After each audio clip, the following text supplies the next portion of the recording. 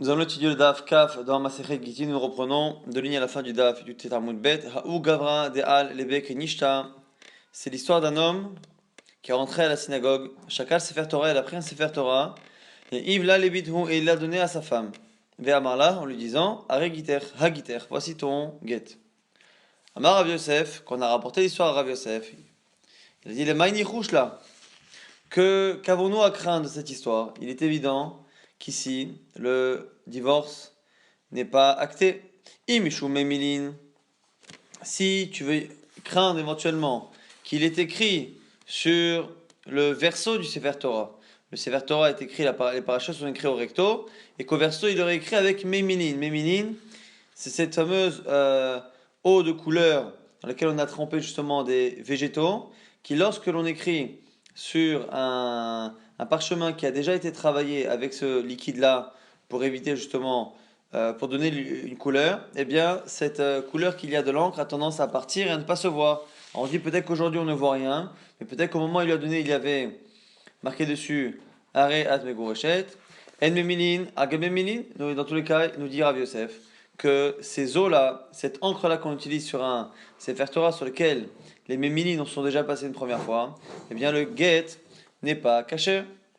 Alors il continue Rav Yosef, si tu voulais imaginer que la question qu'on a posée à Rav Yosef, c'est peut-être parce qu'il y a marqué dans le Sefer Torah, c'est marqué la paracha du Kretout, la paracha du Get, avec la tavla Sefer Kretout, et peut-être qu'il la divorce avec ce passouk-là. Ah bah, il avec la tavla, l'ishma veleka. Rav Yosef dit dans tous les cas, un Get doit être écrit à l'attention de la femme. Bon, ici c'est un Sefer Torah qui a été écrit par un sofer. Et si tu veux imaginer que l'on craigne que peut-être que ce Sefer Torah a été écrit par un sofer et qu'au préalable, cette personne-là, le mari, avait demandé au sofer lorsqu'il écrivait le Sefer Torah de décrire ce passage-là à l'intention de la femme, et pourtant on a une halakha qui nécessite que l'on mette le nom de la femme et le nom de l'homme, le nom de la ville de l'homme et le nom de la ville de la femme sur le guet, et les cas, et quoi qu'il arrive, ça c'est pas marqué dans le Sefer Torah. La Gemara dit Rav Yosef Maïka Mashman. Maintenant la Gemara, alors Rav Yosef s'est étonné sur la question Michlal. Maintenant la Gemara s'étonne sur les questions de Rav Yosef. Rav Yosef a eu besoin de nous dire que on ne craignait pas ça, pas ça. La Gemara dit mais tout ce qu'a dit Rav Yosef c'est évident. Le fait qu'on ait besoin de dire le nom de la femme, la ville de la femme, pareil pour l'homme, que ça doit être l'ishma, tout ça c'est évident. Alors la Gemara dit c'est quoi le chidouche de Rav Yosef? C'est chez En Memilin, Agabé Memilin. C'est le fait que l'encre justement qui est faite à base de mémilin à face de ce végétal, lorsque c'est écrit sur un Sefer Torah qui lui-même a été travaillé avec ce liquide-là, eh bien c'est pas cachère. Alors que par ailleurs, si le parchemin est vierge, eh bien on peut écrire un get avec justement cette même encre si le parchemin est vierge. Cette halakha-là, nous on la connaît parce qu'on l'a étudié dans la Gemara du daf précédent, mais à l'époque de Rav Yosef, elle n'était pas évidente, c'est pour ça qu'il en a parlé. Amar Aprizda, Ket Shektavo Shelo Lishma, celui qui écrit un get, pas l'ishma. Donc il a fait écrire le get. Et le get, effectivement, n'est pas l'ishma, donc il n'a pas été écrit à l'intention de sa femme en particulier. Du coup, quand on lui apprend que c'est pas bon, il réécrit, il repasse les lettres avec de l'encre, exactement les mêmes lettres, et il repasse, mais cette fois avec l'intention de l'écrire pour la femme, ou c'est le sofer qui réécrit à l'intention de cette femme-là. Bano le machloket, Rabbi Yoda vers Rabanan. Nous dire à Prisda que ça revient à une marloquette entre Rabbi Yehuda et Rabbanan. Détania, au sujet du Sefer Torah. On va parler ici de quelqu'un qui a écrit le nom d'Hachem. Il y a une halakha qui nécessite que le nom d'Hachem dans le Sefer Torah soit écrit avec l'intention, justement, d'écrire le nom d'Hachem. Et ici, on va parler d'un cas où la personne a écrit le nom d'Hachem qu'il fallait, mais sans le vouloir. Comment? Re'ayat sarich lirtov et Hachem. La personne devait écrire le nom d'Hachem. Yud, He, Vav et He. Venit kaven yirtov Yehuda. Mais en lisant le Tikkun Sofrim, il pensait qu'il fallait écrire Yehuda. Donc, en vérité, il faut écrire le nom d'Hachem, le tétragramme. Lui se trompe, premièrement, et il pense qu'il faut écrire Yehuda, qui finalement est le nom d'Hachem avec un dalet en plus. Yud, He, Vav, et dalet, He, avant le He final, un dalet. Donc lui pense qu'il faut écrire Yehuda. Et il se trompe une seconde fois. Veta avelo est-il beau dalet? Et il se trompe et il oublie le dalet. Ce qui veut dire qu'en vérité, il doit écrire le tétragramme. Mais lui pense qu'il ne faut pas l'écrire. Donc il se trompe dans l'intention, il se trompe dans l'action. et au final, il se retrouve à écrire exactement ce qu'il fallait, les 4 lettres du nom d'Hachem, simplement, il a écrit en se trompant dans l'écriture et en se trompant en pensant qu'il fallait écrire Yehuda. Et donc, il a écrit le nom d'Hachem sans l'intention d'écrire le nom d'Hachem. Que fait-on? La seconde fois, il repasse sur les mêmes lettres avec l'intention d'écrire le nom d'Hachem. Il dit vrai Rabbi Yehuda, c'est Rabbi Yehuda. Chachim omrim, en Hachem mina mufhar. Ça ne marche pas parce que le nom n'est pas écrit mina mufhar de la meilleure des manières. Donc ici, on a une discussion au sujet du nom d'Hachem qui nécessite une kavana et qui est écrit, mais pas l'ishma, qui n'est pas écrit avec l'intention, parce qu'il a l'intention d'écrire Yehuda, il écrit le nom d'Hachem et ça tombe bien, c'est ce qu'il fallait. Selon Rabbi Yehuda, on peut réécrire une seconde fois avec la kavana, ça marche. Selon Chachamim, ça ne marche pas. La Gemara pense que finalement on est dans la marloquette. Est-ce que lorsqu'on a une écriture qui n'est pas l'ishma et qu'on repasse dessus l'ishma avec l'intention, est-ce que ça marche ou pas? La Gemara réfute. Il dit que ça n'a rien à voir. Sefer Torah et Get sont deux sujets qui ne fonctionnent pas de la même manière. Amar Avachabar Yaakov, Dil Malhi. Peut-être qu'il n'y a pas de lien entre cette marloquette et notre question. Pourquoi? Peut-être que là-bas Chachamim n'accepte pas le fait de réécrire le nom d'Hachem avec Kavana, parce que le fait de ne faire que réécrire sur une écriture déjà existante, et du fait qu'en plus, l'écriture n'aura pas finalement un aspect qui ressemble à l'aspect des autres mots du Sefer Torah, eh bien, ce sera un problème parce qu'il y a une halakha particulière lorsqu'on parle des mitzvot, et spécialement du nom d'Hachem. Zé'eli va c'est marqué au sujet de la Shira, lorsqu'ils ont fait la Shira, le chant à l'ouverture de la mer Rouge, Zé'eli c'est mon Dieu, je vais l'embellir. Ici on ne parle pas d'embellir Hachem, mais d'embellir les mitzvot et de s'embellir lorsque l'on fait les mitzvot. Donc cela nécessite que le Sefer Torah soit bien écrit avec de belles lettres. Or, un mot sur lequel on a versé de l'encre 2 fois est moins beau. Et donc la Gemara dit peut-être que c'est d'Avka pour le Sefer Torah que Chachamim ne sont pas d'accord, mais peut-être que dans un get ils seraient d'accord. Et donc du coup, peut-être que la discussion Rabbi Yehuda Chachamim n'existe pas au sujet d'un get et que l'on pourrait écrire, justement réécrire le get, l'ishma, si la première fois on l'a écrit, sans l'intention de le donner à cette femme-là. Veleka, avalachalo, et ici c'est différent. Amar Avchizda maintenant nous dit quelque chose d'étonnant. Yachina, de alma. Moi je peux rendre pas cachère tous les guettes, tous les documents de guet qui existent dans le monde. Alors ici on n'est pas en train de dire que réellement Avchizda pensait que tous les guitis n'étaient pas cachères et donc toutes les femmes qui seront mariées le faisaient de manière interdite et que tous les enfants d'un second mariage étaient considérés comme étant mamzerim. Simplement, c'est une manière originale de soulever une question, un étonnement sur les guitines. Comment se fait-il que les guitines aujourd'hui soient cachères? Donc ils savaient qu'ils étaient cachères, puisque finalement on l'a toujours fait de cette manière. Mais pourquoi? Et Rava essaie de deviner la question, l'étonnement de Rav Chizda. Amalé Rava, maïtama, quelle est la raison? Il est mamishum dirtiv vechatav. Si, parce que tu estimes qu'aujourd'hui, il manque une notion de vechatav, que c'est le mari qui doit écrire le get, c'est marqué dans la Torah, avec Katavla, c'est faire Ketut. Ve'acha, ihika katvale. Et aujourd'hui, ce sont les femmes qui payent le sofer pour justement faire en sorte que le sofer écrive le get. Comme on avait peur que les maris ne donnent pas le get, refusent de donner le get, à cause justement du coût que ça occasionne, eh bien, les Chachamim ont demandé à ce que ce soit les femmes qui payent le sofer pour qu'elles aient leur get plus facilement. Et du coup, la Gemara Rava propose de dire que quoi, c'est peut-être ça qui dérange Rav Chizda, le fait que la Torah a dit que c'est le mari qui écrit et que finalement aujourd'hui, puisque c'est la femme qui missionne le sofer, c'est comme si elle écrivait. La Gemara dit peut-être que finalement, Chachamim ont fait en sorte que lorsque la femme demande au sofer, c'est comme si finalement l'argent qu'elle donne, eh bien, était acquis au mari et que c'est comme si c'était le mari finalement qui donnait au sofer. Ou peut-être Rava dit, alors peut-être que l'étonnement de Rav Chizda, c'est parce que c'est marqué que l'homme doit écrire et doit donner le get. Et là aussi pareil, mais là aussi, il ne lui donne pas, parce qu'en général, le document du get ne vaut rien, enfin ne vaut pas une prouta, ne vaut pas le minimum de la monnaie. Et s'il ne vaut pas le minimum de la monnaie, ce n'est pas considéré comme étant un don. Et si c'est pas comme un don, c'est pas Venatan. Dilma, Netinat Geti, la Gemara aurait dit, mais attends, c'est peut-être pas ça. Lorsque la Torah a dit Venatan Beyada, il doit lui donner Sefer Kiritut.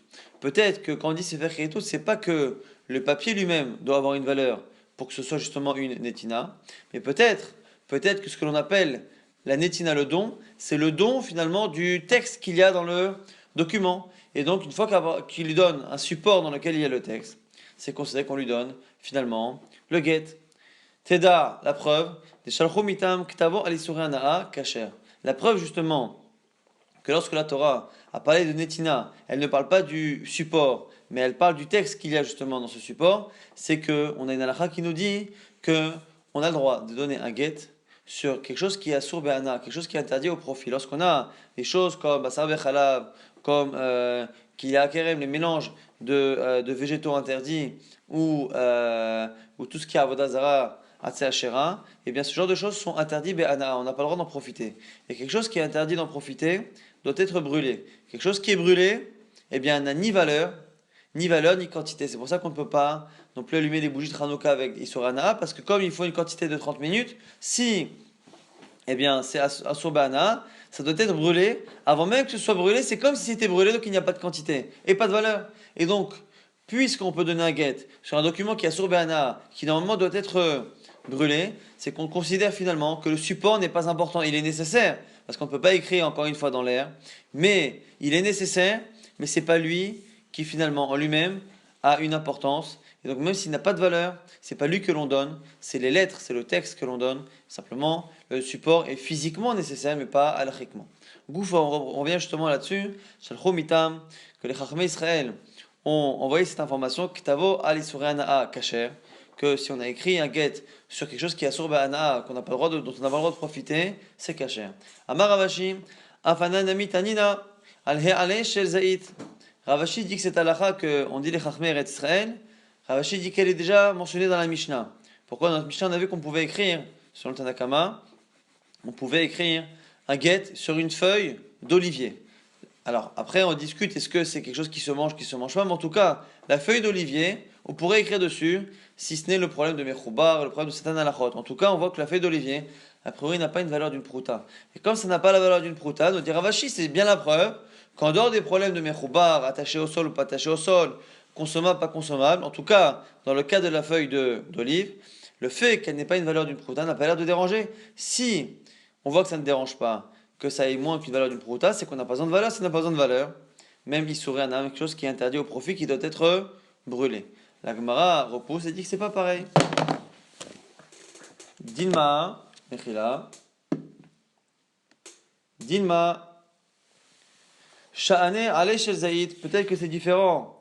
La feuille d'olive, des Chazelista, fait que même si elle n'a pas une valeur, même si elle n'a pas une valeur d'une prouta, elle a une valeur suffisante pour que ce soit mitzaref, que ça s'additionne. Ça a moins d'une prouta, on va dire que c'est la moitié d'une prouta, mais si on prend deux feuilles d'olivier, ou on prend plusieurs feuilles, qu'on en fait un paillasson, qu'on en fait de la nourriture pour un animal, ça peut à un moment donné arriver. C'est pas quelque chose qui n'a pas de valeur. La Gemara fait une distinction entre Issouré Anaa, quelque chose qui doit être brûlé, parce que la Torah interdit d'en profiter, et qui a finalement une valeur qui est totalement nulle, et qui ne peut pas s'additionner à quoi que ce soit, avec quelque chose qui a moins qu'une prouta, qui même si c'est pas considéré comme de l'argent, et donc qui ne peut pas faire l'objet d'un don actuellement, eh bien, malgré cela, eh bien, c'est chazel et fait, ça peut s'additionner à autre chose, pour finalement, à un moment donné, faire partie d'un tout qui a une valeur d'une prouta et être donné. Tanya, justement une braïta par rapport à cela, Rabbi Omer, Ktavo alisura naa, caché, encore une fois une braïta qui confirme ce qu'on a dit, que si on écrit sur quelque chose qui est interdit banaa, c'est caché. Nafak Levi Dracha, Mishme de Rabbi, Velo Kelasura, Mishme de Rabbi. On a finalement une dracha, donc Lévi, qui était l'élève de Rabbi qui a fait cette halakha, et lorsqu'il a justement donné cette halakha, l'oklasua, on n'a pas finalement fait de shvar, on ne l'a pas loué par rapport à cela. Lorsqu'il a dit Mishme de Rabim, et qu'elle soit, lorsque finalement il a dit cette halakha, non pas au nom de Rabbi son maître, mais au nom Stam des Chachamim, et bien avec la soie, ils l'ont accepté. L'agma dit Alma, Icheta Kevate, l'agma dit en tout cas du fait que Lévi a apporté cette halakha une première fois au nom de Rabbi, qui voit que finalement il n'a pas été accepté tant que ça, et que finalement il a enchaîné, il a voulu absolument l'enseigner au nom de Rabbi pour qu'elle soit acceptée, on voit que la halakha était comme lui. Tanoura Rabbanan maintenant une braïta par rapport à l'activa, l'écriture du get. C'est marqué Vekatav, Velo Hakak. Il faut que le get soit écrit, c'est marqué Vekatav, là c'est écrit tout. Velo Hakak, ça vient exclure le fait de graver. On ne peut pas graver le texte du get comme ça que l'on apprend pour l'instant dans la Braïta. Ça veut dire que pour toi, si le fait Le fait que la Torah est écrite avec katav, il écrira, ça va exclure la hakika, le fait de graver, c'est-à-dire que tu considères que graver ne fait pas partie du verbe écrire. L'imra de hakalav kitivahi, ominu, et on objecte. Pourquoi? Evet shiatsa birtav, shal gabe tavla ou pinkas, yatsa leherut. Pareil, alors un Eved, avec Kenania, serviteur cananéen, qui a reçu finalement son document de libération, mais qu'il a reçu sur un tableau ou n'importe quelle chose, mais qui a été gravé, Yatzane Herut, il est libéré. Avalo Bektav chez Al-Gabe, Kippa, Vendurtari, mais on ne peut pas le faire sur des choses, sur des vêtements, sur lesquels on a fait des traces, parce que lorsqu'on fait des traces sur un vêtement, il n'y a pas réellement de profondeur. Lorsque l'on grave sur quelque chose de métallique ou en bois, eh bien finalement il y a une vraie trace, mais lorsque l'on fait sur Kippa Vendurtari, ce sont des vêtements ou des chapeaux en laine, ces habits en laine dans lesquels on fait une trace, mais finalement les traces n'ont pas de profondeur, c'est la raison pour laquelle ça n'est pas caché. On voit que dans le fond, on peut libérer un Eved avec un document qui est gravé. Or, on a vu que le document du Eved et le document de la femme étaient similaires sur beaucoup de points. Donc la Gemara s'étonne, comment se fait-il qu'on nous dise que pour un guet de femme on ne peut pas graver? Or, ça marche pour l'Eved Kenani. Amar Oula, Amar Rabbi Lazar, non Rabbi Lazar, on répond, Lokasha, Adehak Tochot, Adehak Irechot. La Gemara fait une distinction dans la gravure des lettres. Des haktochot, c'est qu'on ne grave pas les lettres elles-mêmes, mais que l'on grave le contour des lettres. Et c'est le contour des lettres qui, à l'intérieur, dessine la lettre. Et des hagirechot, c'est logiquement que l'on fait réellement les formes des lettres. Ce qui veut dire que la Torah aurait accepté, vekatav, lorsque l'on écrit, lorsqu'on grave finalement la forme des lettres elles-mêmes, eh bien, c'est considéré comme étant une écriture, à la fois pour le guet du Eved, à la fois pour le guet de la femme, parce que ça fait partie de Katav. Lorsque par contre, on fait le contour et que c'est l'intérieur de la gravure qui prend la forme de la lettre, à ce moment-là, ça n'est pas considéré comme étant Katav, et c'est pour ça que c'est exclu dans tous les types de Gitin. Quoi, tu es en train de me dire que le fait de former l'intérieur grâce à une gravure, ça ne marche pas, c'est pas une écriture. Au minou, on objecte. Lo hayaktavo shokea et la bolette, kedin rezahav. C'est au sujet du tzitz. Le fameux, un des habits du Kohen Gadol était un tzitz, c'était comme ça, quelque chose en or que le Kohen Gadol portait sur son front, sur lequel il y avait marqué Kodesh Lachem. Et par rapport à cela, on dit que lo hayaktavo shokea, les lettres qui avaient justement Kodesh, Hachem, elle n'était pas profonde. Et la bolette, c'était quelque chose qui sortait. Kedinere zahav, comme les dinere zahav, comme les pièces de dinar en or. Donc, on m'a dit, dinere zahav, tochot hen. On voit que les dinere zahav, ils sont tochot. Et ici, on voit qu'on fait une comparaison entre l'écriture qu'il y a sur le site du Kohen Gadol, qui est Kodesh Lachem, et pourtant qui doit être écrit, c'est une écriture. C'est marqué Mirtav Pituhehotam. Donc l'écriture qu'il y a sur le site, c'est une écriture de la Torah. C'est une écriture que la Torah valide. Or, la Braïta ici le compare aux pièces de monnaie. Or, les pièces de monnaie, Dinare Zahav, eh bien, justement, lorsqu'on faisait les formes des personnages ou les formes des lettres, eh bien, on formait justement avec la gravure, on formait, grâce à l'extérieur, on formait l'intérieur des lettres et des dessins. Et donc, puisque finalement, on nous dit que les lettres qu'il y avait sur le titre n'étaient pas gravées, mais ressortaient comme le dinar, on imagine qu'elles ressortaient comme le dinar et qu'elles étaient même dessinées comme le dinar, c'est-à-dire qu'on dessinait le pourtour et non pas les lettres elles-mêmes. La Gemara dit non, tu n'es pas obligé de dire ça. Kedinere zahav, vélo kedinere zahav. Lorsqu'on dit que ça ressemblait aux pièces de monnaie, ça peut ressembler en partie, pas complètement. Lorsqu'on a dit que les lettres du tzitz, qui sont mirtav, qui sont une écriture validée par la Torah, eh bien, ne sont pas profondes, mais sont en relief comme les pièces, eh bien, c'est pour dire que le seul point commun qu'il y a entre les deux, c'est le relief. Elles sont en relief comme les pièces, et elles ne sont pas gravées comme d'autres choses qui sont gravées. Mais la comparaison s'arrête là. Le dinar, en plus d'être en relief, les lettres, les pièces ont en plus tendance à dessiner les lettres par leur pourtour et non pas les dessiner elles-mêmes. Par contre, le tzitz c'est différent puisque la Torah l'appelle mirtav. Kedin rezahav des bolettes, vélo kedin rezahav, ça ressemble aux pièces en or parce que c'est en relief, mais c'est pas comme les pièces en or, des loatam pechot, achayirechot, mais ça ne ressemble pas aux pièces, puisque les pièces, là-bas on dessine le pourtour pour faire ressortir l'intérieur des lettres, achay c'est nous, c'est yerechot, on dessine directement la lettre.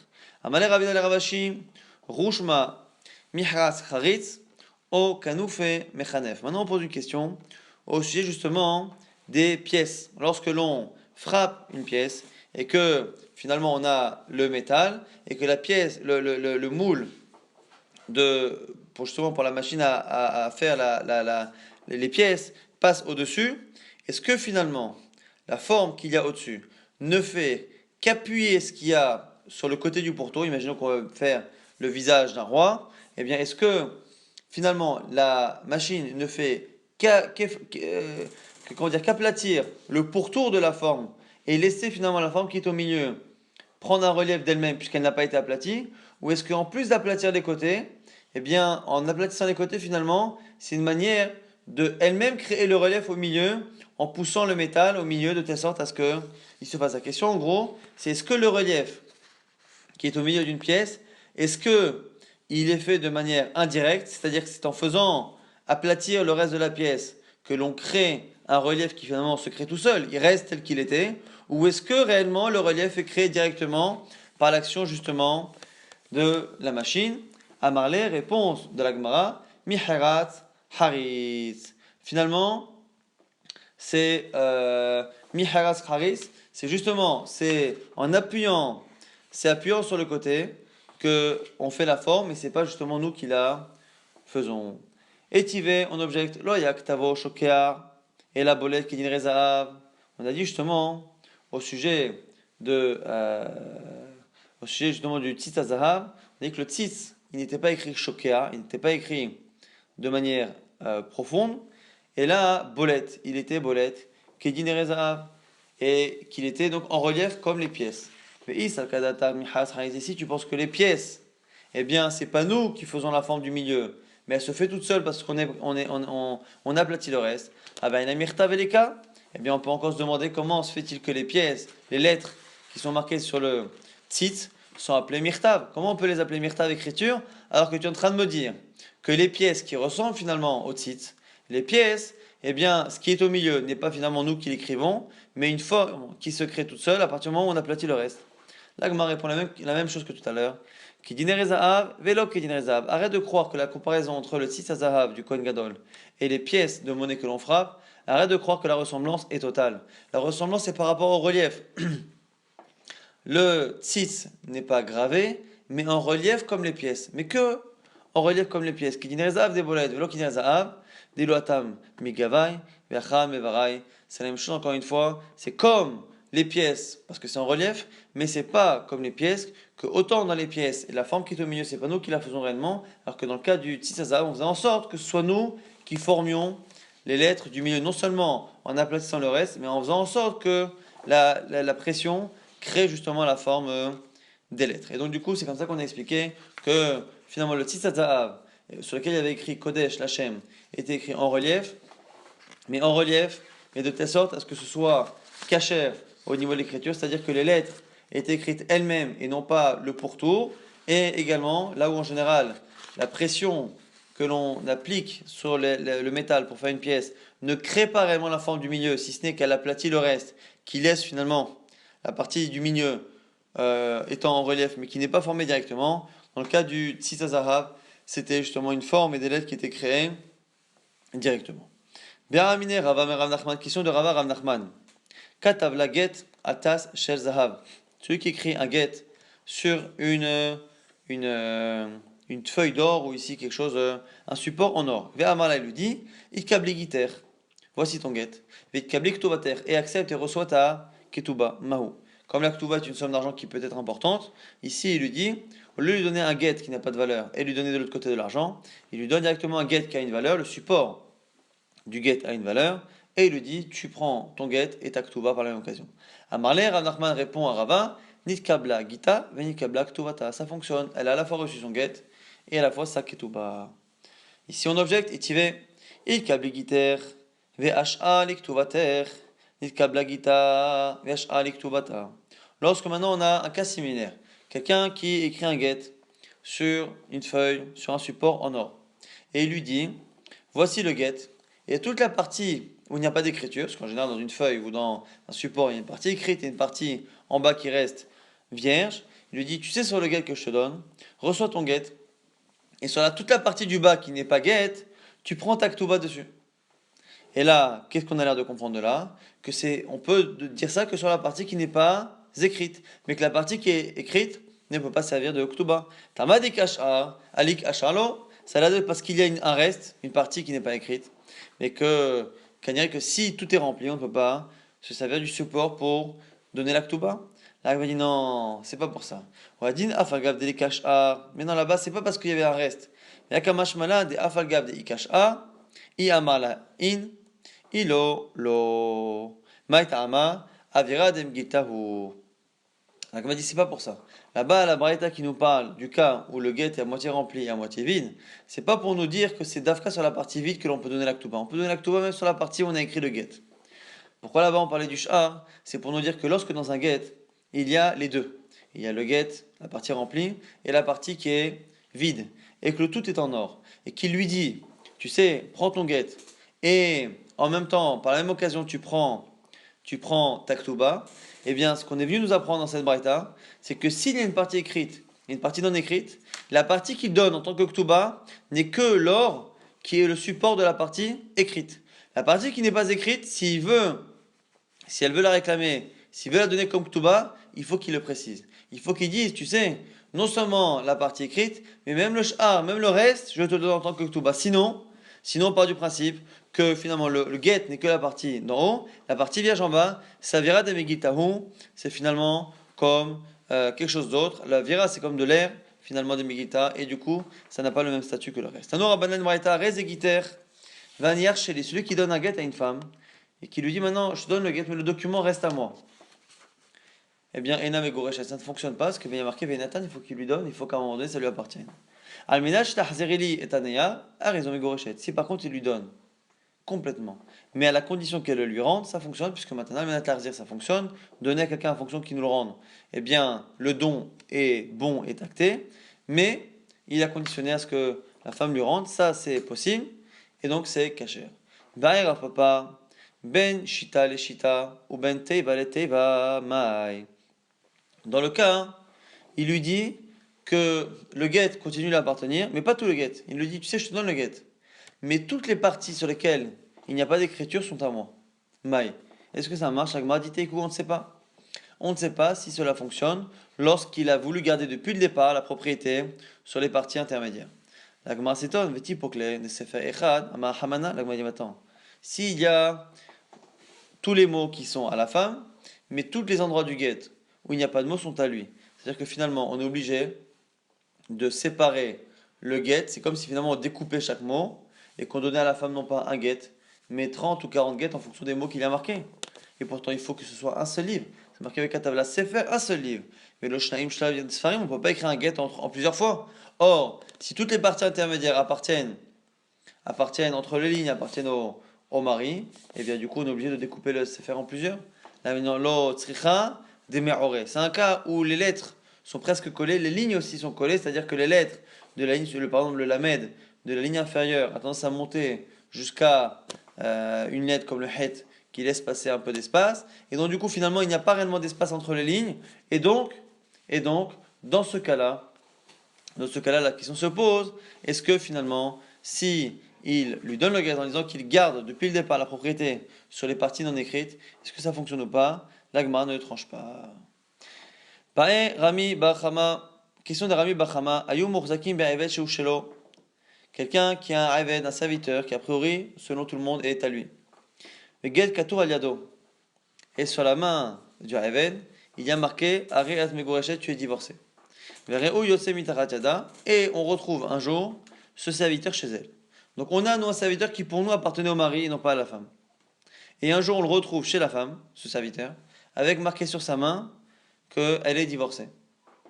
Est-ce que, la question qu'on pose, Mahou, Mi Amrinan Aknui Aknela, est-ce qu'on se dit qu'il lui a écrit ça sur la main, le maître, et qu'il a donné le document, le Eved, le serviteur à sa femme? et donc, par la même occasion, ce qui a marqué dessus est donc le get. Odilma, ou peut-être qu'il a écrit ça sur la main de son serviteur, mais qu'il n'a pas donné le serviteur à sa femme, et que c'est lui qui est parti chez la femme.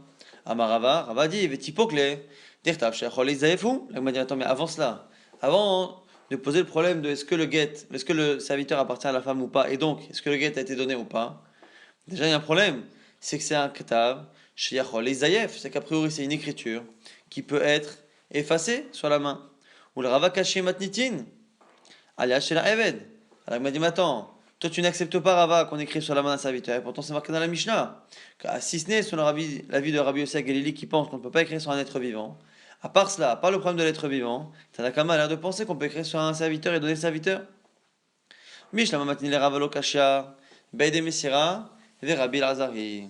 Alors l'Agma dit non, pour Rava on peut expliquer que la Mishnah, elle est comme Rabbi Lazar, que l'essentiel du get, c'est Aïdé Messira. C'est justement ceux qui assistent à la Messira, c'est le don du get qui est important. Et donc, les Aïdé Messira, ceux qui étaient témoins au moment du don du get, c'est eux qui ont vu finalement qu'il y avait marqué, eh bien, arrêt à tout l'école d'âme, tu es autorisé à tout le monde. Et donc, du coup, on ne craint pas que l'on puisse modifier la chose puisque les témoins ont assisté et ont lu ce qui est marqué. Et là, les Rabbi Machama, Akashia, mais selon Rabbi Machama, il faut comprendre comment on fait dans ce cas-là, où justement le get, le Eved, le serviteur chez la femme, les Rami Machaman Amilo Kasha, Bertovet Karka. Comment, de quel cas parle-t-on pour que la question se pose finalement, celle de Rami Bachama, comment on peut bien se poser la question est-ce que le serviteur appartient à la femme ou pas, alors que finalement c'est une écriture euh, qui peut être modifiée. On parle d'un cas de Rtovet Karaka, c'est-à-dire que le maître a écrit sur la main du serviteur comme un tatouage, ce qui est interdit évidemment, mais ce tatouage étant eh bien, indélébile, eh bien, on sait très bien que la chose ne peut pas être changée. Maintenant qu'on a dit ça, même selon Rava, au lieu de dire que la Mishnah et selon Rabbi Lazar, on est en train de dire que la Mishnah chez nous qui dit qu'on écrit sur un Aven et que c'est caché, c'est un cas où la personne a écrit justement un tatouage. C'est interdit, mais il l'a fait. Donc la question reste entière. Que fait-on lorsqu'on a finalement un serviteur qui a sur sa main quelque chose écrit en tatouage que la femme est divorcée et qu'on retrouve ce serviteur chez la femme? Est-ce qu'on imagine qu'en plus d'avoir écrit, d'avoir tatoué ça à l'homme, au serviteur, il l'a donné en plus au serviteur à sa femme et donc elle est divorcée ou pas? Tash Malagmara répond avec un enseignement de Resh Lakish, Amar Resh Lakish, à Godrot, En Ahem Hazaka. Les animaux, surtout les animaux qui ont tendance à ne pas rester dans leur enclos, eh bien il n'y a pas de Hazaka. Le fait de trouver un animal, un mouton, une chèvre, chez moi, n'est pas la preuve qu'il m'appartient. Si cet animal jusqu'à présent, eh bien on avait une présomption qu'il appartenait à quelqu'un d'autre, si on trouve cet animal chez moi, puisque les animaux sont faits justement pour se déplacer, eh bien il n'y a pas de hazaka, c'est-à-dire qu'on ne tient pas compte de l'emplacement de l'animal comme preuve qu'il appartient à la personne dans le domaine dans lequel l'animal se trouve. Pareil finalement pour le serviteur, qui lui aussi, puisqu'il est libre de ses mouvements, eh bien c'est pas parce qu'il est chez la femme qu'on a une présomption qu'il lui appartient que le mari le lui a donné. Bah, Rami Bachama, nouvelle question de Rami Bachama. Hayou Murzakim Betavla chez Ishela.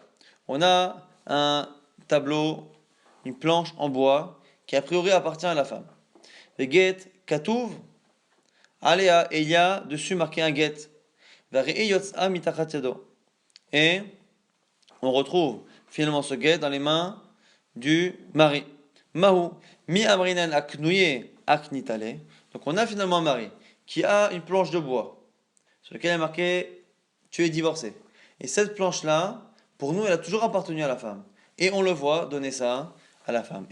Normalement, c'est un problème parce qu'il faut que, finalement, et elle lui est acquis. Il faut que ce soit plus la propriété de sa femme. Mi amrinan aknouye aknitale. Est-ce qu'on se dit qu'en fait, la femme est au courant, elle lui a fait acquérir ces choses-là, elle lui a donné en bonne et due forme, il a pris possession et maintenant il lui donne. Odilma, Isha loyad alaknouye, ou peut-être que cette femme-là ne sait pas lui faire acquérir, qu'elle n'a pas fait attention, et du coup, que ça lui appartient à elle, et donc il est en train de lui donner à elle un guet qui lui appartient déjà, et donc il n'y a pas de don qui est accepté. Amar Abaye essaie de répondre. Tashma, viens apprendre d'une braïta. Af ou Aïdan, Aïdouyot, Akfar Katan Shaya Betzad Yerushalayim, qui avait un village à côté de Jérusalem. Il y avait là-bas un zaken, un chacham, quelqu'un d'âgé. Il y a malvé lechol benakfar. Et ce zaken avait tendance à prêter de l'argent à tous les gens de sa ville. Et il écrivait un document avec à sa main en disant que voilà, il avait prêté l'argent à tel. Et après, il laissait le document dans les mains de l'emprunteur qui allait trouver des témoins et signer, et c'était réglé. Et les gens commencent à dire, mais attends, normalement, lorsqu'il y a un emprunt, c'est l'emprunteur qui doit fournir le document et non pas le prêteur. Ils sont venus voir Chachamim et ils ont dit, c'est caché. Il m'a dit, Ve'amai, Habaina, Sefer Mikna. Et pourtant, nous on a un principe que justement dans le verset là-bas dans les Mia qui va écrire et Sefer Mikna, Mikna Sefer Mikna, c'est que justement c'est l'emprunteur qui doit justement donner le document. Et là ici c'est le prêteur. Veleka. Et là, Mishum Damrinanak on est obligé de dire que pourquoi les Chachamim ont dit que ce guet est caché, parce qu'on estime que la personne qui fournissait le document, quand il fournissait le document à ses emprunteurs, eh bien, ils faisaient en sorte de leur faire acquérir la chose, puisque ce soit caché. Et donc, pareil, chez nous, à Marava, Rava dit, qu'est-ce que tu racontes? C'est pas un problème, c'est pas une question. Dilma Zaken Shane, c'est différent le Zaken, ici c'est un Chacham, quelqu'un d'âgé, qui sait acquérir. Dans le cas de la femme, la question reste entière. Est-ce que la femme, lorsque le mari lui donne un objet qui a priori lui appartient, est-ce qu'on part du principe qu'elle connaissait bien la halakha et qu'elle a fait en sorte de lui faire acquérir avec les manières d'acquisition reconnues par la Torah, ou est-ce qu'on craint que non, et donc du coup, que le guet ne soit pas caché? On va très rapidement résumer ce qu'on a vu dans le DAF. On a vu que quelqu'un qui donne un guet, qui donne un Sefer Torah en tant que guet, il n'y a aucune avamina, on ne peut pas imaginer que ça puisse marcher. On avait vu également qu'il y avait une question, est-ce que lorsqu'on écrit un guet qui n'est pas écrit à l'intention de la femme, est-ce qu'on peut repasser les lettres avec cette fois la bonne intention?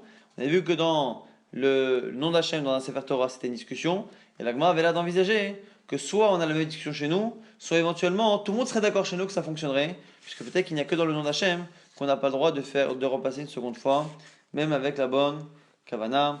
On avait vu que aujourd'hui dans les Gittin, même si initialement c'est à l'homme d'écrire et c'est à l'homme de donner, eh bien on pourrait s'étonner à partir du moment où aujourd'hui très souvent c'est la femme qui paye le sofer, mais finalement on imagine que l'argent, c'est Rami qui ont fait en sorte que cet argent qu'elle donne, c'est comme si entre temps il était passé dans les mains du mari et que c'est le mari qui donnait au sofer.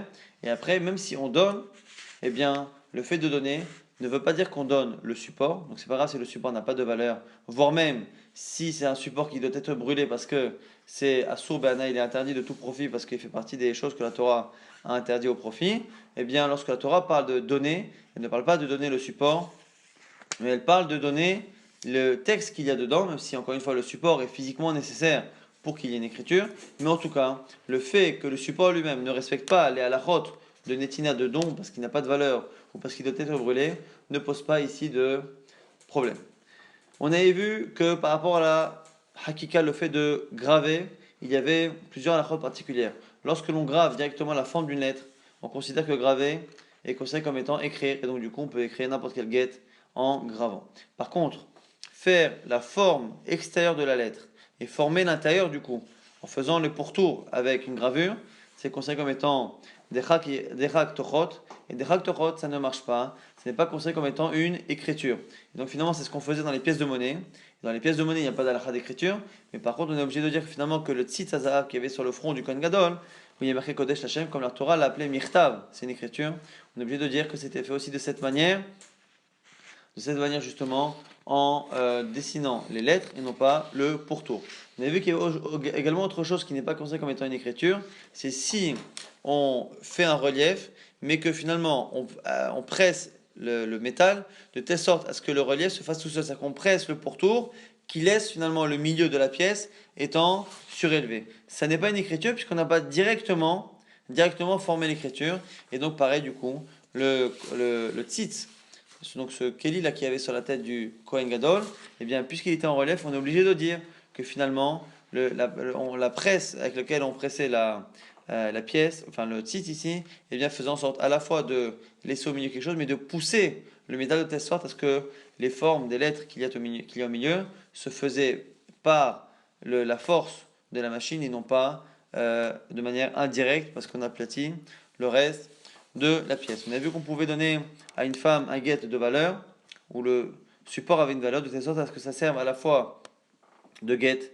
et à la fois de ketouba. On a vu que lorsque le mari donnait un guet, il fallait par contre qu'au moment où il donne, le guet appartienne totalement à la femme, même quitte à ce que la femme après le lui rende et que ce soit conditionné depuis le départ, mais le guet doit appartenir à la femme. Si par contre il dit que les lettres, là où il y a les lettres, ça lui appartient à elle, et entre les lettres, ça lui appartient à lui, la Gemara ne tranche pas, on ne connaît pas justement quel est le statut de ce genre de guet, donc c'est un safek. Dans le cas, on était resté là sur cette question, lorsque l'on a un Eved, un serviteur, qui appartient a priori au mari, et qu'on le retrouve chez la femme, avec justement gravé sur sa main l'écriture d'un guet, puisque si c'est pas gravé, on peut éventuellement craindre que la chose puisse être changée, modifiée.